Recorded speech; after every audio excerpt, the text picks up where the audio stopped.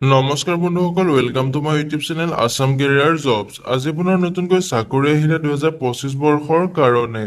যিহেতু oil India লিমিটেডৰ ফালৰ পৰা 2025 বৰ্ষৰ কাৰণে বহুখিনি পোষ্ট মুকলি হৈছে। পোষ্টসমূহত আপুনি কেনেদৰে আবেদন কৰিব, আবেদন কৰিবলৈ আপোনাৰ বয়সৰ সময়সীমা কিমান দিয়া আছে, এপ্লিকেশ্যন ফিজ কিমান কাটিব লাগিব, সম্পূৰ্ণ তথ্য ভিডিঅ'টোত আলোচনা কৰিম। ভিডিঅ'টো শেষলৈকে চাই যাব, অলপ স্কিপ নকৰাকৈ। যদি ভিডিঅ'টো ভাল পায় এটা লাইক কৰিব আৰু মোৰ চেনেলটোলৈ যদি প্ৰথমবাৰ কাৰণে আহিছে তেনেহ'লে চেনেলটো ছাবস্ক্ৰাইব কৰিবলৈ নাপাহৰিব। লগতে ভিডিঅ' ডেছক্ৰিপশ্যনত মই হোৱাটছএপ চেনেলৰ লিংক দিছোঁ, তাতো গৈ আপোনালোকে হোৱাটছএপ চেনেলটো ফ'ল' কৰি ল'ব, যাতে প্ৰতিদিনে জব আপডেটসমূহ সকলোতকৈ আগতীয়াকৈ পাই থাকিব পাৰে। যিটো ইয়াতে দেখিবলৈ পাইছে, অইল ইণ্ডিয়া লিমিটেড ৰিক্ৰুটমেণ্ট 2025ৰ ফালৰ পৰা 262টা ৱৰ্ক পাৰ্চন পোষ্ট মুকলি হৈছে। এই পোষ্টসমূহত আপুনি অনলাইন মাধ্যমেৰে আবেদন কৰিব পাৰিব। অইল ইণ্ডিয়া লিমিটেডৰ ফালৰ পৰা যিসমূহ পোষ্ট মুকলি হৈছে, পোষ্টসমূহৰ লাষ্ট ডেটটো যিহেতু অহাকালি লাষ্ট ডেট আছে, যদি আপুনি এতিয়াও আবেদন কৰা নাই আবেদনসমূহ কৰি ল'ব পাৰিব।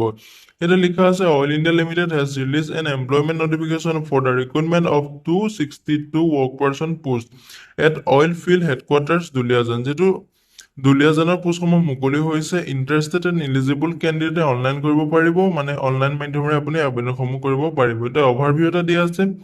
যিহেতু গ্ৰেড 3 লেভেলৰ পোষ্টসমূহ হৈছে, যিটো পোষ্ট কোডটো হৈছে আপোনাৰ BLR 12025। যিহেতু BLR 2025ৰ পোষ্টসমূহৰ ক্ষেত্ৰত 14টা পোষ্ট মুকলি হৈছে।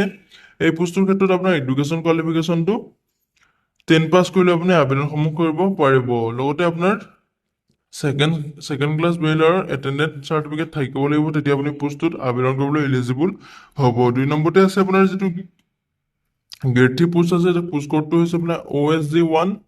এই পোষ্টটোত আপোনাৰ 44টা পোষ্ট দেখিবলৈ পাব। এই পোষ্টটোৰ ক্ষেত্ৰতো আপোনাৰ এডুকেশ্যন কোৱালিফিকেশ্যনটো 10 পাছ কৰিলে আপুনি আবেদনসমূহ কৰিব পাৰিব। লগতে আপোনাৰ 3 বছৰ আপোনাৰ এক্সপিৰিয়েঞ্চ থাকিব লাগিব, ৱৰ্ক এক্সপিৰিয়েঞ্চ থাকিব লাগিব। যদি আপুনি VSF, CRPF, ITBP, CISFত চাকৰি কৰি আহিছে, তেতিয়াহ'লে আপোনাৰ কাৰণে বহুতেই ভাল সুবিধা আহিছে, সুযোগ আহিছে। যদি আপুনি এইসমূহ চাকৰিটো আপুনি যদি সোমাব বিচাৰে, সোমাই ল'ব পাৰিব। ইয়াতে 3 নম্বৰটো হৈছে আপোনাৰ যিটো গ্ৰেড 3 লেভেলৰ কেইবাটাও পোষ্ট মুকলি হৈছে। ইয়াতে 3 নম্বৰটো হৈছে JTF1ত 51টা পোষ্ট মুকলি হৈছে। এই পোষ্টটোৰ ক্ষেত্ৰত আপোনাৰ 10+2 মানে আপোনাৰ 12 পাছ কৰি পোষ্টটোত আবেদন কৰিব পাৰিব। লগতে আপোনাৰ 1 year ডিপ্ল'মা বিচাৰিছে, যিটো NFSC ফালৰ পৰা যিটো 1 year ডিপ্ল'মা বিচৰা হৈছে। যদি আপুনি পোষ্টটোত আবেদন কৰিব বিচাৰে, ভিডিঅ' ডেছক্ৰিপশ্যনতে মই আবেদন কৰাৰ লিংক দিম, তাতে গৈ আপুনি আবেদনসমূহ কৰি ল'ব পাৰিব। 4 নম্বৰ পোষ্টটো হৈছে আপোনাৰ PHS1।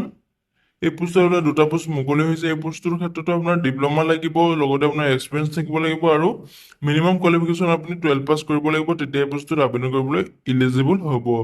5 নম্বৰ যিটো পোষ্ট আছে আপোনাৰ TBR1ত আপোনাৰ 14টা পোষ্ট মুকলি হৈছে। এই পোষ্টটোৰ ক্ষেত্ৰত আপোনাৰ এডুকেশ্যন কোৱালিফিকেশ্যনটো 10 পাছ কৰিলে আপুনি পোষ্টসমূহত আবেদন কৰিব পাৰিব। ইয়াতে আপোনাৰ এটেণ্ডেঞ্চ চাৰ্টিফিকেট থাকিব লাগিব, যিটো ফাৰ্ষ্ট ক্লাছ বইলাৰ আপোনাৰ এটেণ্ডেঞ্চ চাৰ্টিফিকেট থাকিব লাগিব, তেতিয়া আপুনি পোষ্টসমূহত আবেদন কৰিবলৈ ইলিজিবল হ'ব।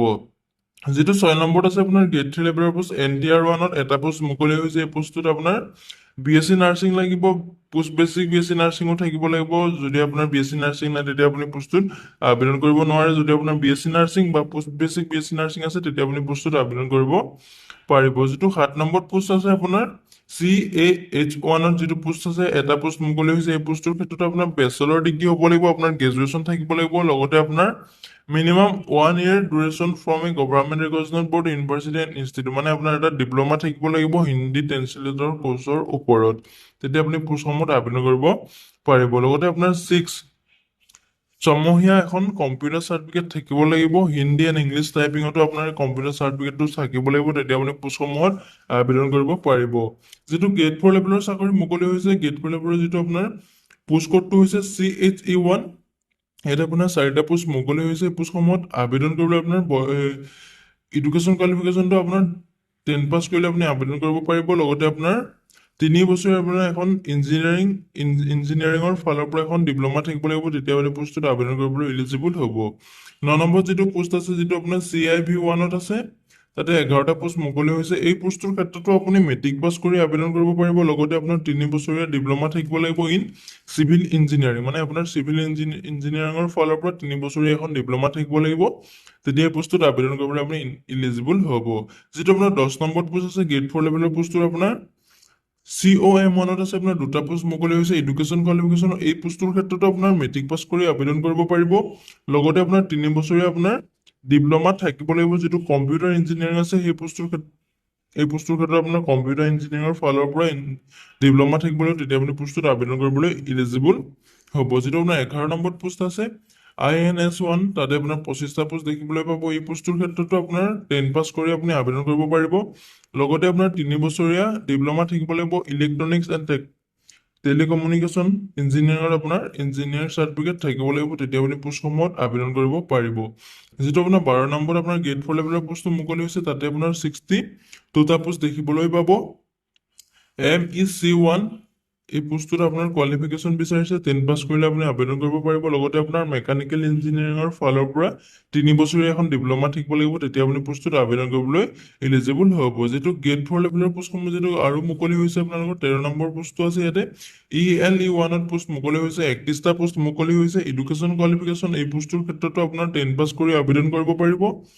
লগতে আপোনাৰ 3 বছৰীয়া এখন ডিপ্ল'মা থাকিব লাগিব, যিটো আপোনাৰ ইলেক্ট্ৰিকেল ইঞ্জিনিয়াৰিঙৰ ফালৰ পৰা 3 বছৰীয়া এখন ডিপ্ল'মা থাকিব লাগিব, তেতিয়া আপুনি পোষ্টটোত আবেদন কৰিব পাৰিব। এতিয়া অৰ্ডাৰ কাৰ্ড এইটো দিয়া আছে আপোনালোকৰ এমপ্লয়মেণ্ট এক্সচেঞ্জ ৰেজিষ্ট্ৰেশ্যন থাকিব লাগিব। অসমৰ যিহেতু যদি আপুনি কেণ্ডিডেট হয়, অসমৰ গভৰ্ণমেণ্টৰ এমপ্লয়মেণ্ট এক্সচেঞ্জৰ আপোনাৰ ৰেজিষ্ট্ৰেশ্যন কাৰ্ডটো থাকিব লাগিব। আপোনাৰ ৰেজিষ্ট্ৰেশ্যন কাৰ্ডটো কোনো এক্সপায়াৰ ডেট যোৱা নহ'ব, আপোনাৰ ভেলিড ৰেজিষ্ট্ৰেশ্যন কাৰ্ডটো থাকিব লাগিব। ইয়াতে বয়সৰ সময়সীমাটো দিয়া আছে আপোনাৰ পোষ্ট কোড ৱাইজ আপোনাৰ যিসমূহ পোষ্ট মুকলি হৈছে, যিহেতু কোডসমূহ দিয়া আছে, আপুনি নিজে গম পাইছে, নিজে চাই ল'ব পাৰিব। ভিডিঅ' ডেছক্ৰিপশ্যনতে মই লিংক দিম, তাতে গৈ আপুনি কোনটো পোষ্টত কোনটো কোড আছে আপুনি চাই ল'ব ভালকৈ। ইয়াতে বয়সৰ সময়সীমাটো দিয়া আছে, যিহেতু 18 বছৰৰ পৰা মেক্সিমাম বয়সটো ইয়াত দিয়া আছে, কিমান বছৰলৈকে আপুনি আবেদন কৰিব পাৰিব। পোষ্ট কোড হিচাপত আপোনাৰ দিয়া আছে ইয়াতে জেনেৰেলৰ কাৰণে দিয়া আছে, SC কাৰণে দিয়া আছে, ST কাৰণে দিয়া আছে, আৰু OBC NCLৰ কাৰণে দিয়া আছে। মেক্সিমাম এজটো আপোনাৰ কিমানলৈকে আপুনি আবেদন কৰিব পাৰিব। জেনেৰেলৰ ক্ষেত্ৰত আপোনাৰ মেক্সিমাম এজটো আপোনাৰ যিটো ইয়াতে মেক্সিমামটো আপুনি দেখিবলৈ পাইছে 31 বছৰলৈকে আবেদন কৰিব পাৰিব। বাকীখিনি আপুনি 30 বছৰলৈকে আবেদন কৰিব পাৰিব। এটা পোষ্টৰ ক্ষেত্ৰত আপুনি দুটা পোষ্টত আপুনি 31 বছৰ বয়সলৈকে আবেদন কৰিব। পোষ্ট কোডটো হৈছে আপোনাৰ PHS1 2025ৰ 31 বছৰলৈকে পাৰিব, আৰু লগতে আপোনাৰ CAH1 2025ৰ আপুনি 31 বছৰলৈকে পাৰিব। বাকীখিনি আপুনি 30 বছৰলৈকে আবেদন কৰিব পাৰিব। তেনেদৰে আপুনি চাই ল'ব। SCৰ ক্ষেত্ৰতো আপোনাৰ 35 বছৰ 38 বছৰ বহুত বয়সলৈকে আপুনি দি আছে। মেক্সিমাম আপুনি SCৰ ক্ষেত্ৰত 38 বছৰলৈকে আবেদন কৰিব পাৰিব। যিটো আপোনাৰ OSG1ত আছে 2025ৰ, সেই পোষ্টটোত আপুনি 38 বছৰলৈকে আবেদন কৰিব পাৰিব। যিটো SC আৰু STৰ ছেম হয়, STও আপুনি 38 বছৰলৈকে আবেদন কৰিব পাৰিব। যিটো আপোনাৰ OBC আৰু NCL আছে, তাতে আপোনাৰ মেক্সিমাম বয়সটো যিহেতু 36লৈকে আপুনি পোষ্টসমূহত আবেদন কৰিব পাৰিব। 36টো আপোনাৰ OBCৰ ক্ষেত্ৰত আছে। OSG1 2025 পোষ্ট কোডটোত আপোনাৰ 36 বছৰলৈকে আবেদন কৰিব পাৰিব। যিহেতু মিনিমাম বয়স আপোনাৰ 18 বছৰৰ পৰা পোষ্টসমূহত আবেদন কৰিব পাৰিব। যদি আপুনি আবেদন কৰিব বিচাৰে, আবেদনসমূহ কৰি ল'ব পাৰিব। ভিডিঅ' ডেছক্ৰিপশ্যনতে মই এপ্লাই কৰা লিংক দিম, তাতে গৈ আপুনি আবেদনসমূহ কৰি ল'ব পাৰিব। এতিয়া এপ্লিকেশ্যন ফিজটো দিয়া আছে, আপোনাৰ কেটেগৰী ৱাইজ এপ্লিকেশ্যন ফিজ দিয়া আছে।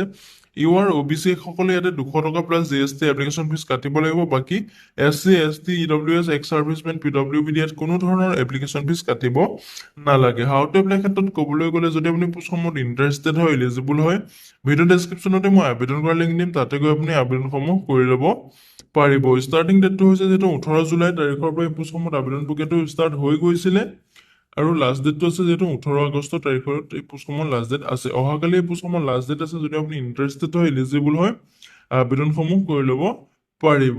আজিলৈ ভিডিঅ'টো ইমানেই আছিলে। যদি ভিডিঅ' চাই ভাল পালে এটা লাইক কৰিব, আৰু মোৰ চেনেলটোলৈ যদি প্ৰথমবাৰ কাৰণে আহিছে, তেনেহ'লে চেনেলটো ছাবস্ক্ৰাইব কৰিবলৈ নাপাহৰিব। জয় হিন্দ, জয় অসম।